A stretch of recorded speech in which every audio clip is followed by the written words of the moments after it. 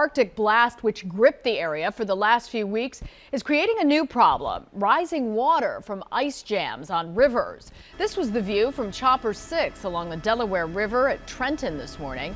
Massive chunks are blocking the river, causing flooding in low-lying spots. Action News reporter Walter Perez joins us now live from Lower Makefield, Bucks County, where they're dealing with some problems today. Hi, Walter.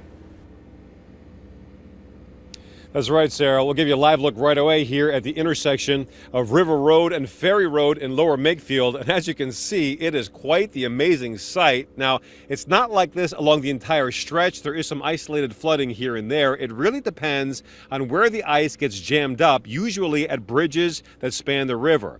And that's the case here just north of the Calhoun Street Bridge. It doesn't happen all too often, but when the Delaware River freezes over, it is a sight to see. The problem is the localized flooding that usually ensues. People who live nearby say this is something you have to expect if you buy a house near the river.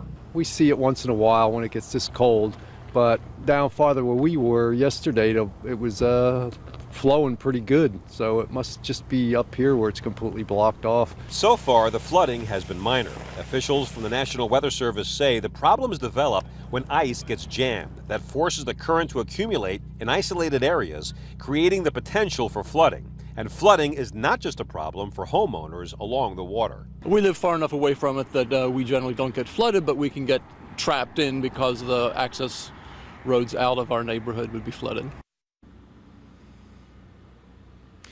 All right, back out live on the scene here. The good news once again is that the flooding is minor and it's not expected to get much worse. The so-called flood action stage is 17 feet. Minor flooding begins at 20 feet and the projection for today is less than 21 feet. So let's hope for the best. Much more on this situation as it develops coming up on Action News starting at 4.